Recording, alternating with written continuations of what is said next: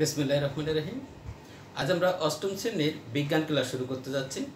দেখো আমরা হচ্ছে তোমাদের প্রথম মডেল টেস্টের যে সিলেবাসটা ছিল সেই সিলেবাসের শেষ যে অধ্যায়টা ছিল সেই অধ্যায়টা হচ্ছে চতুর্দশ অধ্যায় বাস্তুতন্ত্র নিয়ে পড়া, ঠিক আছে? তো সেই অধ্যায়টাও কিন্তু আমরা আজকে একবারে সেই অধ্যায়ের লাস্ট ক্লাসটা আজকে করতে যাচ্ছি, ঠিক আছে? তো সেই ক্লাসটার পরেই দেখো যে আমাদের প্রথম মডেল টেস্টের কিন্তু সিলেবাস শেষ হবে, ঠিক আছে? তাহলে আমি হচ্ছে এই অধ্যায়টা যেহেতু আজকে শেষ করে ফেলবো, যেহেতু তোমাদের এই অধ্যায়ের পরে কিন্তু আবার একটা পরীক্ষা দিতে হবে। হ্যাঁ, আমি হচ্ছে তোমাদের গ্রুপে জানিয়ে দিব যে কত তারিখে তোমরা এই পরীক্ষাটা দিবে। তো ঠিক আছে, এখন হচ্ছে আমরা শুরু করি একেবারে শেষ যে পার্ট 6 এবং 7, 8, 9 এবং 10, হ্যাঁ, এই কটা যে পার্টটা বাকি ছিল সেই পার্টগুলো আমরা আজকে পড়ব। তো দেখো আজকের যে পড়ার বিষয়টা সেটা হচ্ছে কি, আমাদের দেখো খাদ্য শৃঙ্খল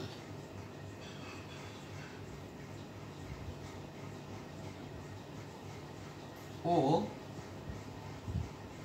খাদ্য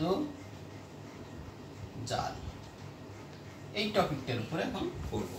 দেখো যে খাদ্য শৃঙ্খল বা খাদ্য জাল, ঠিক আছে, খাদ্য শৃঙ্খল ও খাদ্য জাল কি সেটা এখন আমরা জানবো। দেখো যে তোমরা জেনেছো, হ্যাঁ, বাস্তুতন্ত্রের দেখো কোনো জীবই দেখো এককভাবে বেঁচে থাকতে পারে না। বাস্তুতন্ত্রের যে জীবগুলোর কথা আমরা এতদিন দেখতেছি বা পড়তেছি, ঠিক আছে, এই জীবগুলো কিন্তু এককভাবে একা একা বসবাস করতে পারবে না, ঠিক আছে? তার হচ্ছে কোনো না কোনো কারণে হচ্ছে অন্য জীবের উপরে বা জড়ের উপরে কিন্তু নির্ভরশীল, ঠিক আছে? তাহলে বেঁচে থাকার জন্য দেখো একে অন্যের উপরে দেখো নির্ভরশীলতা বিভিন্নভাবে নির্ভরশীল, ঠিক আছে? জীবের দেখো বেঁচে থাকার জন্য তার চারপাশে দেখো সমস্ত উপাদান, হ্যাঁ, সমস্ত উপাদান, সেটা কি জীব উপাদান হতে পারে, জড় উপাদান হতে পারে, নানাভাবেই তার হচ্ছে প্রভাবান্বিত করে, ঠিক আছে?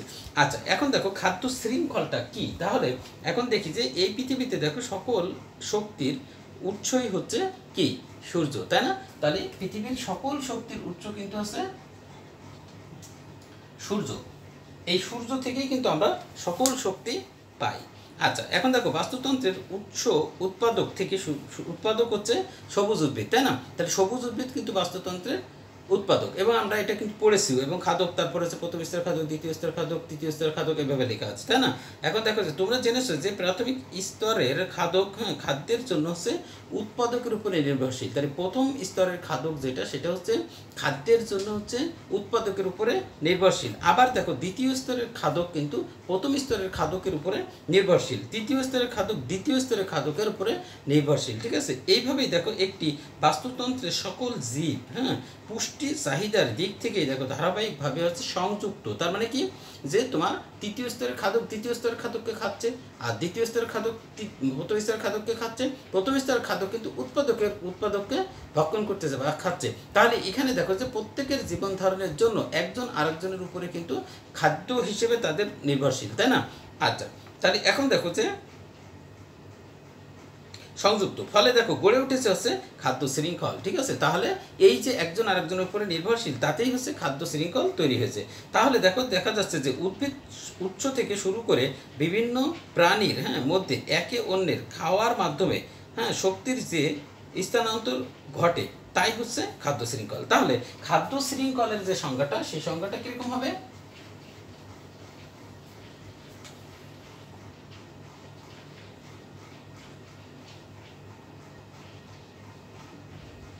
দেখো খাদ্য শৃঙ্খল সংজ্ঞাটা যখন তোমরা লিখতে পড়বে পরীক্ষায়, তখন তোমরা কি করবো, দেখো উদ্ভিদ উৎস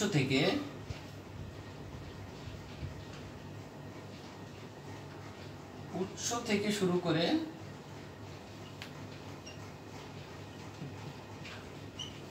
করে বিভিন্ন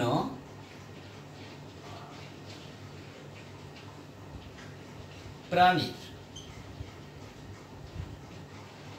মাধ্যমে, প্রাণীর মধ্যে একে অন্যকে খাওয়ার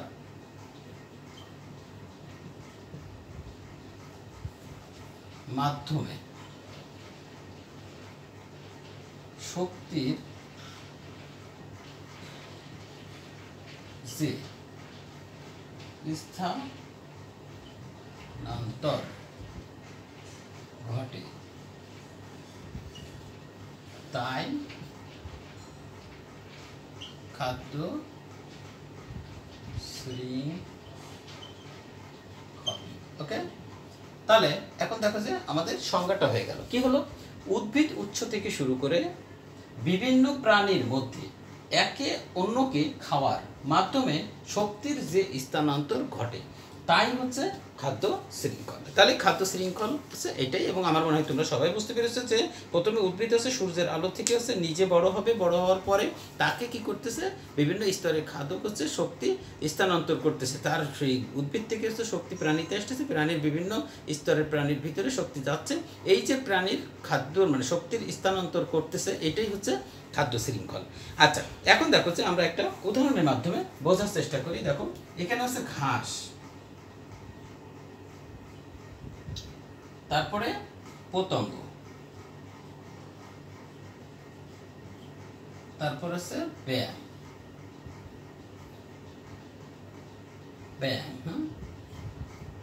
তারপরে সাপ, তারপর আছে ঈগল। খেয়াল করো, এরকম তীর একদিকে, কিন্তু তীর এই একদিকে তীর মানে হচ্ছে একমুখী খাদ্য কিন্তু হচ্ছে সঞ্চালন হচ্ছে। এখন বিষয়টা হচ্ছে যে ঈগল পাখি খায় কাকে? সাপকে। সাপ কাকে খায়? ব্যাংকে। ব্যাং কাকে খায়? পতঙ্গকে। পতঙ্গ কাকে খায়? ঘাসকে। ঠিক আছে, তাহলে এই তীর মানে এটাকে খায়, এটাকে খায়, এটাকে খায়, এটাকে খায়। এই যে খাওয়ার মাধ্যমে দেখো যে একটা শৃঙ্খল তৈরি হয়েছে, এটাই হচ্ছে খাদ্য শৃঙ্খল। ঠিক আছে, আচ্ছা, তাহলে এখন আমরা খাদ্য শৃঙ্খল সম্পর্কে পুরোপুরি কিন্তু জেনে গেলাম। এখন হচ্ছে আমরা জানবো হচ্ছে খাদ্য জালটা কি। ঠিক আছে, তাহলে খাদ্য জাল সম্পর্কে এখন আমরা পড়ব।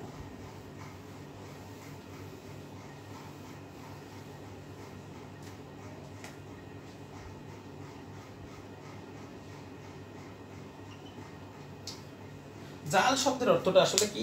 জাল হচ্ছে দেখো যে আমরা যে মাছ ধরি যে জাল দিয়ে, সেখানে হচ্ছে কি সুতা দেখো যে বেঁধে বেঁধে বেঁধে বেঁধে কি করেছে, একটা জাল তৈরি হয়েছে। তাই না? একই জিনিস কিন্তু বারবার বারবার বাঁধার কারণে কি একটা জাল তৈরি হয়ে যায়। ঠিক একইভাবে খাদ্য শৃঙ্খল যদি অনেকগুলো খাদ্য শৃঙ্খল একসঙ্গে থাকে, তাহলে সেইখানেই হচ্ছে খাদ্য জাল তৈরি হয়ে যায়। ঠিক আছে, তাহলে আমরা এখন দেখি বাস্তুতন্ত্রের অসংখ্য দেখো খাদ্য শৃঙ্খল থাকে, তা নিশ্চয়ই দেখেছো। তাহলে বাস্তুতন্ত্রের ভিতরে কিন্তু একটা বনের ভিতরে তুমি খাদ্য শৃঙ্খল কিন্তু একটা না, এরকম আছে অসংখ্য খাদ্য শৃঙ্খল থাকবে। এই সব দেখো খাদ্য শৃঙ্খল কোনো বিচ্ছিন্ন ঘটনা নয়, বরং বিভিন্ন দেখো খাদ্য শৃঙ্খল পরস্পর সম্পর্কযুক্ত। ঠিক আছে, খাদ্য শৃঙ্খলের এই ধরনের সংযুক্তিকেই খাদ্য জাল বলা হয়। ঠিক আছে, তাহলে খাদ্য শৃঙ্খলের এই সংযুক্তিগুলোকেই খাদ্য জাল বলা হয়। এখন খাদ্য জালের দেখো এখানে একটা উদাহরণ আছে, এবং আমরা চিত্রের মাধ্যমে এখানে দেখিয়েছি। আমি শুধু নামটা তোমাদের দেখো লিখে দেখাচ্ছি। এখানে হচ্ছে দেখো যে উদ্ভিদ বা ঘাস, উদ্ভিদ, এটা ধরো উদ্ভিদ। হ্যাঁ, এরপর আছে ঘাস ফড়িং,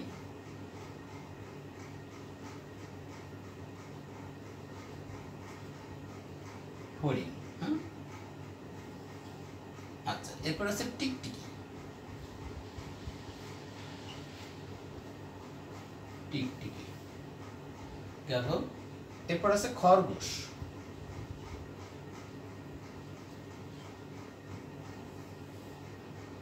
খরগোশ, ইঁদুর, এরপরে সাপ,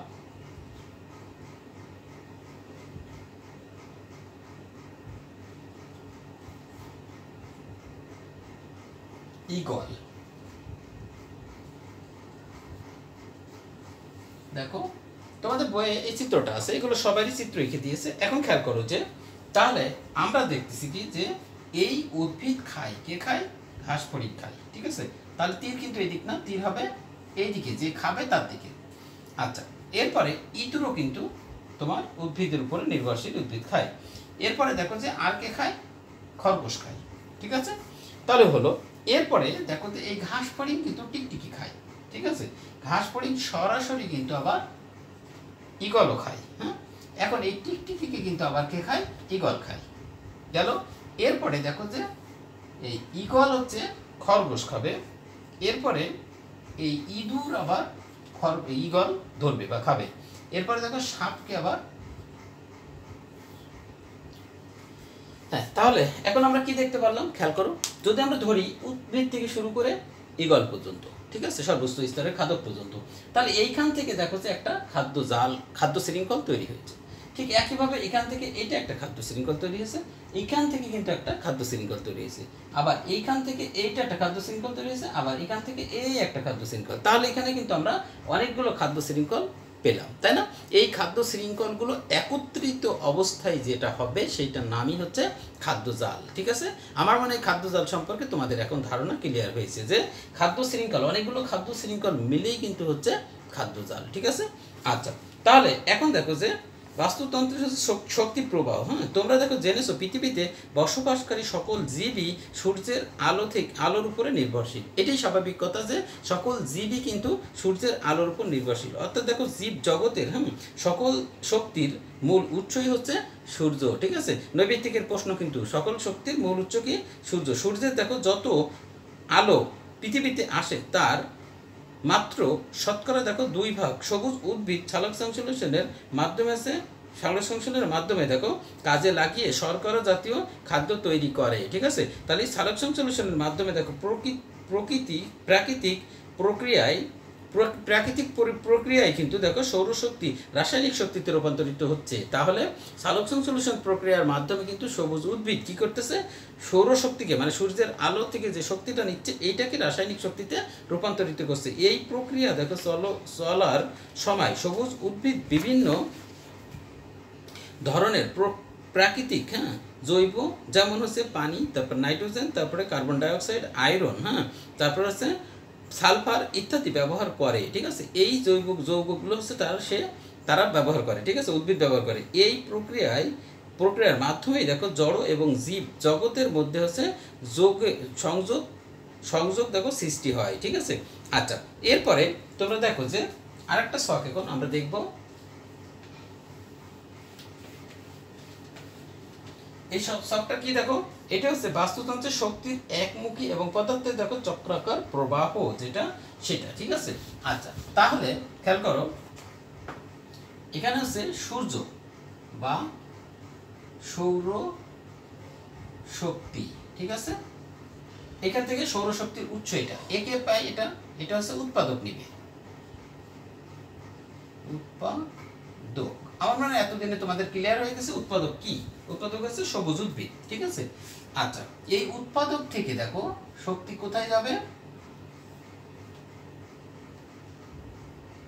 শ্বসন ক্রিয়ার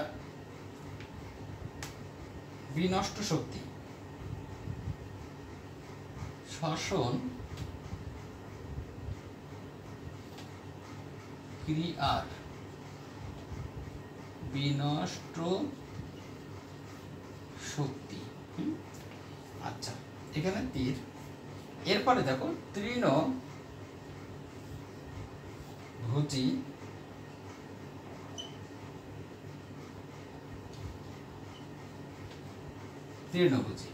এরপর আছে বিয়োজক।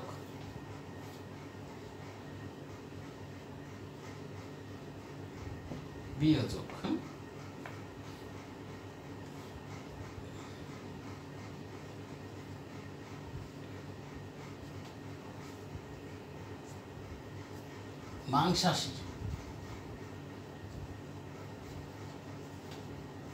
তাহলে মাংসাশী মানে যারা হচ্ছে প্রাণীর ভক্ষণ করে, মাংস ভক্ষণ করে, এদেরকে হচ্ছে মাংসাশী বলা হয়। দেখো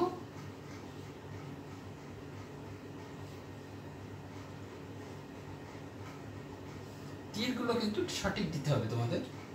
এরপরে এখানে হচ্ছে শ্বসন প্রক্রিয়ায় বিনষ্ট শক্তি।